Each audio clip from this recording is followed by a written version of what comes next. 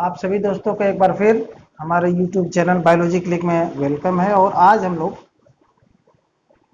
समीक्षा अधिकारी और सहायक समीक्षा अधिकारी आरओ और एआरओ के जनरल हिंदी के 2014 के पेपर को सॉल्व करने की कोशिश करेंगे। और आज का जो पेपर है ये पूरी तरह से ऑफिशियल आंसर की के बेस पे ये सॉल्व किया गया है। और ये पेपर का जो सीरीज है वो है डी, ठीक है। तो डी सीरीज का ये पेपर है। पहला जो प्रश्न है देखते हैं, निम्नलिखित वाक्यों में शुद्ध वाक्य है। ये है, मेरे घर के पास एक हलवाई की दुकान है। बी, मेरे घर के पास एक हलवाई की दुकान स्थित है। और मेरे घर के पास एक हलवाइयों की दुकान है। मेरे घर के पास हलवाई की एक दुकान है। इसका जो सही उत्तर होगा वो होगा मेरे घर के पास एक हलवाई की दुकान है। अगला प्रश्न है, निम्नलिखित वाक्यों में शुद्ध वाक्य है। श्री कृष्ण के अनेक नाम हैं। भगवान श्री कृष्ण के अनेकों नाम का उल्लेख मिलता है। श्री कृष्ण के को अनेकों नामों से पुकारा जाता है। श्री कृष्ण के अनेक नाम है। आप देखेंगे कि सब में अनेकों यहाँ पे भी है, यहाँ पे भी है और यहाँ पे भी अनेकों है। तो ये तीनों कथन क्या है? ऑप्शन ये गलत है। ये वाला डी सही होगा। आंसर देख लेते हैं। इसका जो सही आंसर है वो आंसर डी, श्री कृष्ण के अनेक नाम है। तीसरा प्रश्न है, निम्नलिखित वाक्यों में शुद्ध वाक्य है। देखो फूलों पर भंवरे भिनभिना रहे हैं। देखो फूलों पर भंवरे गुंजार कर रहे हैं। देखो फूलों के ऊपर भंवरे गुंजारते हैं। देखो फूलों के ऊपर भंवरे भिनभिना रहे हैं। तो ये इसमें जो है ऑप्शन इसका हो जाएगा उत्तर बी। देखो फूलों पर भंवरे गुंजार कर रहे हैं। 4 नंबर देखते हैं, निम्नलिखित वाक्यों में शुद्ध वाक्य है। उसकी शंका का निवारण हो गया है। उसकी शंका समाप्त हो गई है। उसकी शंका का समाधान हो गया है। उन्हें अब शंका नहीं रही है। इसका जो सही उत्तर होगा वो होगा सी, उसकी शंका का समाधान हो गया है। 5 नंबर प्रश्न देखते हैं, शुद्ध संयुक्त वाक्य का उदाहरण है। इसमें संयुक्त वाक्य का उदाहरण देखना है। पहला दिया है, मैं परीक्षा देने के लिए इलाहाबाद जा रहा हूँ। बी है, मुझे परीक्षा देनी है अतः दिल्ली जा रहा हूँ। मुझे परीक्षा देनी है और मैं गोरखपुर जा रहा हूँ। यहाँ पे और शब्द लिया है, ये ध्यान पे रखिएगा। मैं वाराणसी जा रहा हूँ क्योंकि मुझे परीक्षा देनी है। इसमें जो संयुक्त वाक्य है वो हो जाएगा उत्तर इसका सी, मुझे परीक्षा देनी है और मैं गोरखपुर जा रहा हूँ। नेक्स्ट प्रश्न देखते हैं, शुद्ध वर्तनी वाला शब्द है। क्लेश, क्लेश, क्लेश, क्लेश। इसमें जो सही शुद्ध वर्तनी वाला शब्द होगा वो हो जाएगा उत्तर इसका सी, क्लेश। बड़ा सा है और छोटा आधा क है। और अगला ये प्रश्न है, चूंकि इसको टाइप करने में दिक्कत हो रहा था इसलिए इसका जो हम फोटो लगाए हैं यहाँ पे। निम्नलिखित में से शुद्ध वर्तनी वाला शब्द है। श्रृंगार, श्रृंगार, श्रृंगार और श्रृंगार। यहाँ पे देख रहे हैं, यहाँ पे एक रॉ टाइप का दे दिया है और इधर भी दिया है, तो ये इसलिए ये भी गलत है। ये तो पूरी तरह से गलत है, ये 100% गलत है। ये क्या है? ये वाला श्रृंगार सही है। निम्नलिखित में शुद्ध वर्तनी वाला शब्द है। उज्ज्वल, उज्ज्वल, उज्ज्वल और उज्ज्वल। इसमें आप शुद्ध वर्तनी वाला शब्द देखेंगे, उत्तर हो जाएगा इसका बी, उज्ज्वल। दोनों आधा ज मिलके उज्ज्वल लिखा जाता है, ये ज्यादा सबसे शुद्ध है। अगला है, इसमें भी शुद्ध वर्तनी वाला शब्द हमें देखना है। हिरण्यकश्यपु, हिरण्यकशिपु, हिरण्यकश्यप और हिरण्यकश्यप। इसका जो सही विकल्प होगा वो हो जाएगा उत्तर बी, हिरण्यकशिपु। देख रहे हैं यहाँ पे, हिरण्यकशिपु इसका सही विकल्प होगा। फिर से हमें शुद्ध वर्तनी वाला शब्द यहाँ से देखना है। कवित्री, कवित्री, कवियत्री और कवियत्री। तो यहाँ पे सही जो शुद्ध वर्तनी वाला शब्द होगा वो हो जाएगा उत्तर इसका ए, कवियत्री। अगला प्रश्न है, कनिष्ठिका और मध्यमा के बीच की अंगुली को क्या कहते हैं? तो जो कानी उंगली जिसको कहते हैं सबसे छोटी वाली उसको कनिष्ठिका, और मध्यमा बीच वाली जो उंगली होती है उसके बीच वाली, दोनों के बीच में जो उंगली पाई जाती है उसका पूछ रहा है। अनामी, अनिमिका, अनामिका, अनामिका। अब अनामिका में भी एक बड़ा ई का मात्रा मौ पे है, एक छोटा ई का मात्रा है। उत्तर देखते हैं, उत्तर इसका हो जाएगा उत्तर डी, अनामिका। छोटा ई का मात्रा मौ में लगेगा अनामिका में। अगला प्रश्न है, जिसके पेट में मां ने रस्सी या दाम बांध दी हो उसे कहते हैं दामाद, दामादितर, दाम, दामोदर। ये आप लोग जानते होंगे, इसे कहते हैं दामोदर। उत्तर हो जाएगा इसका डी। अगला प्रश्न है, पीछे पीछे चलने वाला वाक्यांश के लिए एक शब्द है। अनुचर, अनुगामी, अनुवर्ती, अनुगमनीय। तो जो पीछे पीछे चलता है उसको कहते हैं अनुवर्ती। Answer C. अगला प्रश्न है, जिसकी कोई कीमत ना हो। ठीक है, अब कीमत मतलब ये नहीं कि जिसकी कोई वैल्यू ना हो, ऐसी बात नहीं। जिसकी कोई कीमत मतलब निर्धारित ना हो, उसके लिए पूछ रहा है। तो उसको कहेंगे, एक वाक्यांश के लिए एक शब्द है कीमती, अमूल्य, बहुमूल्य, उपयुक्त में से कोई नहीं। तो जिसका कोई कीमत फिक्स ना हो उसको कहेंगे अमूल्य। उत्तर हो जाएगा इसका बी। अगला प्रश्न देखते हैं, थोड़ा नपा तुला भोजन करने वाला, थोड़ा बहुत खाने वाला, थोड़ा खाने वाला। वाक्यांश के लिए उपयुक्त शब्द है मितव्ययी, मितव्यय, मिताहारी, मितहारीन। तो जो नपा तुला भोजन करता है उसके लिए एक शब्द हो जाएगा उत्तर सी, मिताहारी।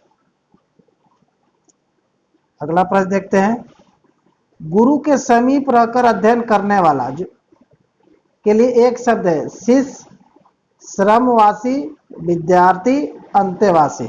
इसका उत्तर हो जाएगा अंतेवासी। उत्तर डी। ठीक है, और जिसके हृदय पर आघात हुआ हो वाक्यांश के लिए उपयुक्त शब्द होगा मर्माहित, मर्माहत, मर्माहुत और मर्माहूत। इसका जो उत्तर होगा मर्माहत। उत्तर बी। अगला प्रश्न देखते हैं, जो अपने पद से हटाया गया हो के लिए उपयुक्त शब्द होगा पदभ्रष्ट, पदान्वत, पदानुगत, पदच्युत। आप लोग सुने होंगे कि इनको पदच्युत कर दिया गया है, यानी उसको पद से हटा दिया गया। तो उत्तर हो जाएगा उत्तर डी, पदच्युत। अगला प्रश्न है,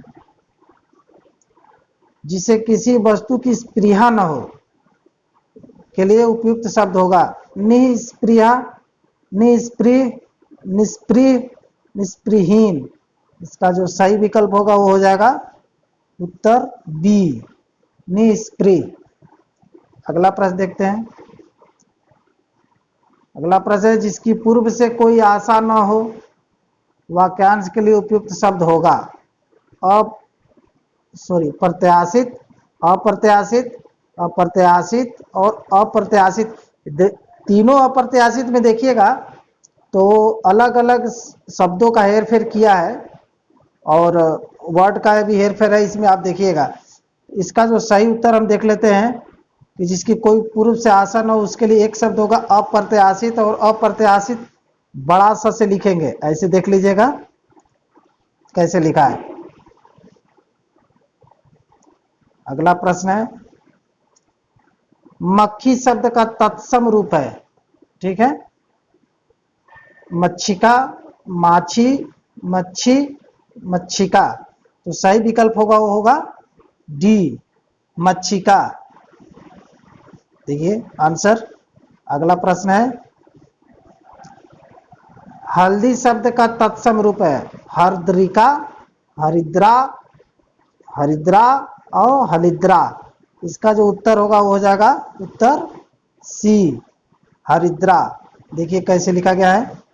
और 23 नंबर देखते हैं प्रश्न। हुलास शब्द का तत्सम है हिलास, विलास, हास, उल्लास। तो हुलास का जो तत्सम रूप होगा वो हो जाएगा उल्लास, उत्तर डी। अगला प्रश्न है नारियल शब्द का तत्सम रूप है नारिकेल, नारिकेली, नारिकेल और नारिकेला। दो नारिकेल दिया जिसमें एक छोटा ई एक बड़ा ई का मात्रा जो है लगाया है। आप जो है इसका सही आंसर देखिए यहाँ से। नारियल का शब्द का तत्सम रूप क्या होगा, होगा नारिकेल। इसमें बड़ी का मात्रा लगेगा रॉ में, ठीक है, ऐसे नारिकेल लिखेंगे। अगला प्रश्न है सिंह शब्द का तत्सम रूप है श्रृंग, सिंह, श्रृंग और सिंह। तो यहाँ पे एक मिस्टेक हो गया है, इसको आप डायरेक्ट उत्तर देख लीजिएगा। श्रृंग का जो है ये होगा ऐसे तत्सम रूप सिंह का। और अगला जो प्रश्न है वो ये है निम्नलिखित में से कौन सा शब्द तद्भव नहीं है, द्वार, साय, गृहस्थी, पांव। तो साय जो लिखा है ये तद्भव नहीं है, ये क्या है, ये तत्सम है, उत्तर हो जाएगा इसका बी। 27 नंबर एकल शब्द का तद्भव रूप है अकल, अकील, अकेला, उपयुक्त में से कोई नहीं। एकल शब्द का जो तद्भव रूप है वो हो जाएगा उत्तर सी, अकेला। अगला प्रश्न है करपट शब्द का तद्भव रूप है कटरना, कपाट, कपड़ा, कपट। तो जो करपट होता है उसका तद्भव रूप हो जाएगा कपड़ा, उत्तर हो जाएगा इसका सी। अगला प्रश्न देखते हैं कैवर्त शब्द का तद्भव रूप है मल्लाह, केवट, नाविक, केवल। तो जो केवर्त होते हैं उसको हम कहते हैं केवट, उत्तर हो जाएगा इसका बी। अगला प्रश्न है गिद्ध शब्द का तद्भव रूप है गिधना, गिद्ध, गीधी, गीध। तो सही विकल्प हो जाएगा उत्तर इसका डी, गीध। अगला प्रश्न देखते हैं धुंधला शब्द में विशेषण है संख्यावाचक विशेषण, गुणवाचक विशेषण, सार्वनामिक विशेषण, उपयुक्त में से कोई नहीं। तो धुंधला क्या है, ये उसकी गुण को बता रहा है, इसलिए हो जाएगा गुणवाचक विशेषण। अगला प्रश्न देखते हैं सरीखा शब्द में विशेषण है गणनावाचक, गुणवाचक, समुदायवाचक, क्रमवाचक। सरीखा में हो जाएगा गुणवाचक विशेषण, उत्तर हो जाएगा बी।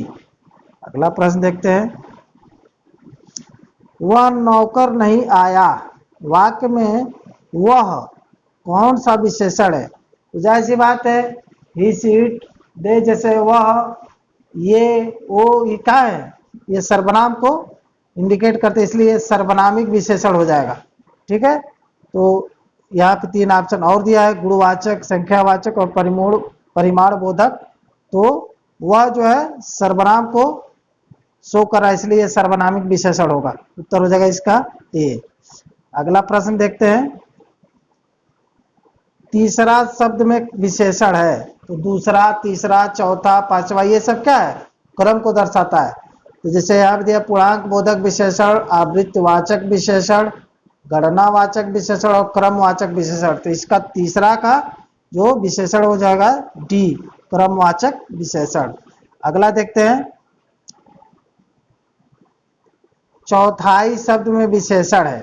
अब यहाँ पे देखिए दूसरा, तीसरा, चौथा, ये तो क्रमवाचक है।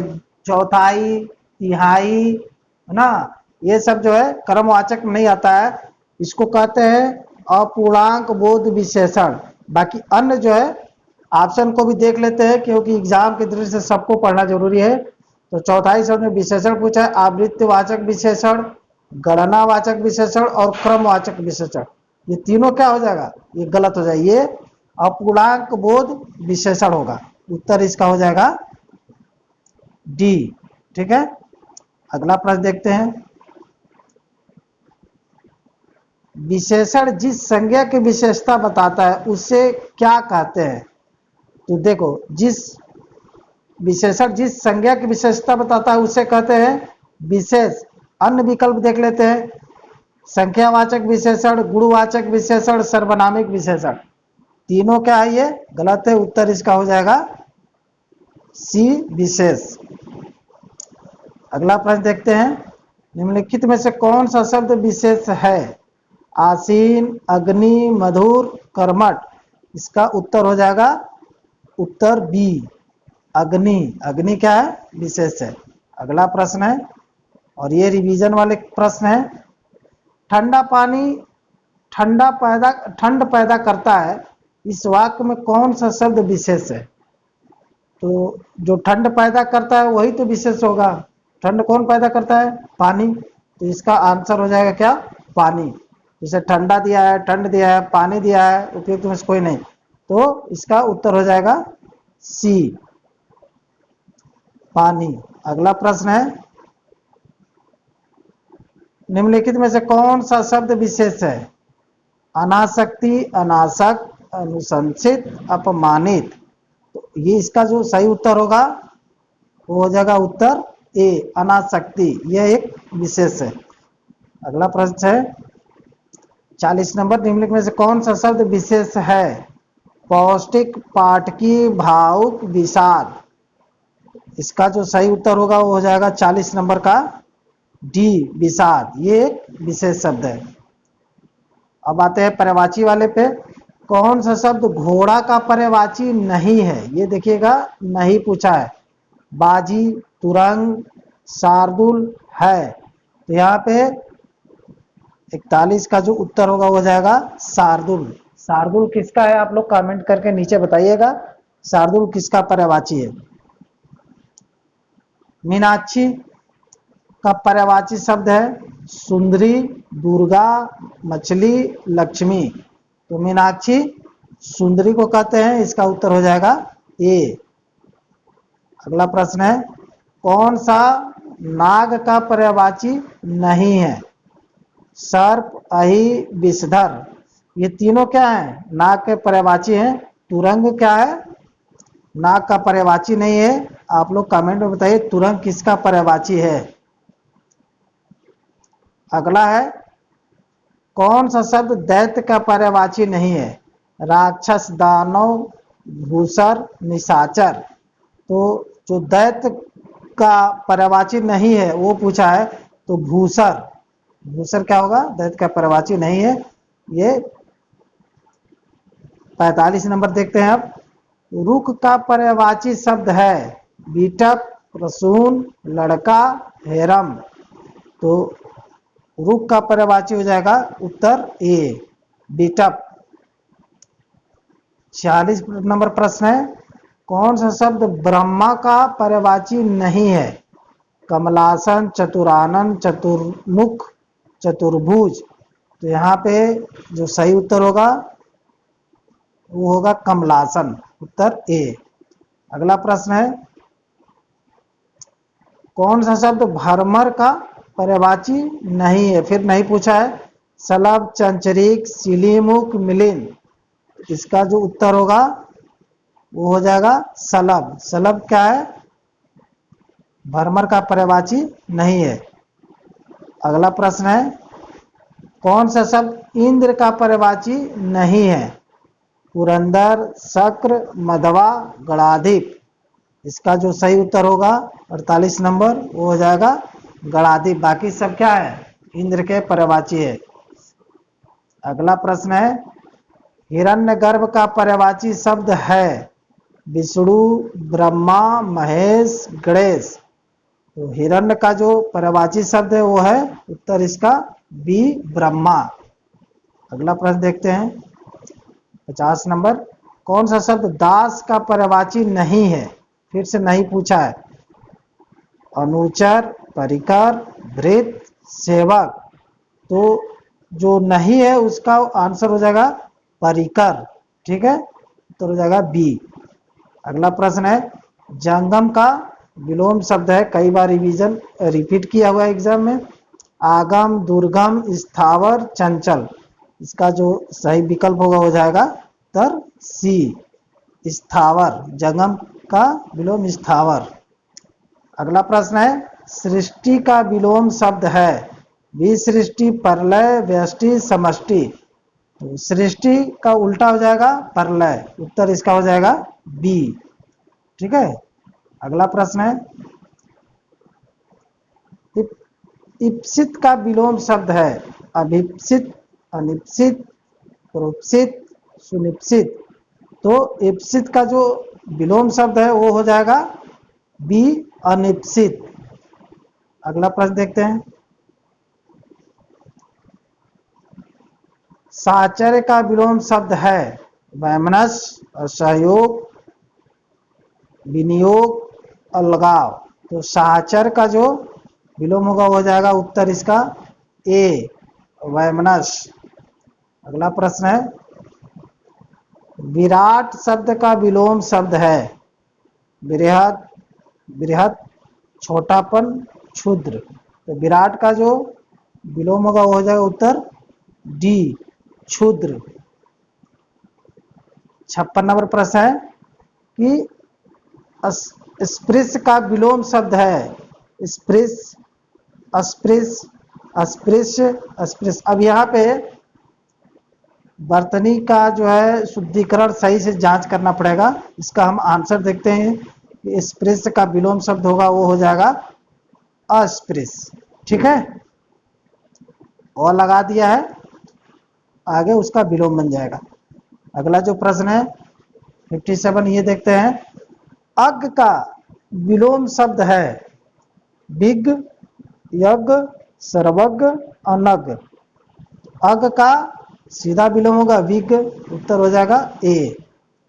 ठीक है, अगला प्रश्न है गौरव, लाघव, गौरव, लाघव ऐसे रटे रहिएगा। गौरव का विलोम शब्द है लाघव। लघुत, लघुता, लघुत्तम। उत्तर हो जाएगा इसका लाघव। ठीक है, अगला प्रश्न है बहिरंग। बहिरंग माना बाहरी अंग, एक अंतरंग होता है उसका विलोम। तो बहिरंग का विलोम शब्द क्या है सर्वांग, अंतरंग, चतुरंग, अभ्यंग। ये हो जाएगा अंतरंग। उत्तर इसका हो जाएगा बी। और आखिरी प्रश्न देखते हैं ग्रस्त का विलोम शब्द है किसी चीज से कोई ग्रसित हो तो ग्रस्त हो जाएगा, और जो मुक्त हो उसका विलोम हो जाएगा। तो सुप्त है, ग्राहा है, मुक्त है, लुप्त है। इसका उत्तर हो जाएगा ग्रस्त का विलोम मुक्त। उत्तर हो जाएगा इसका सी। और वीडियो को जो पसंद आए तो प्लीज आप लोग एक लाइक कर दीजिए और शेयर कर दीजिए, और नहीं शेयर करेंगे तो कम से कम सब्सक्राइब कर लीजिए चैनल को। आपका पैसा नहीं लगेगा। धन्यवाद।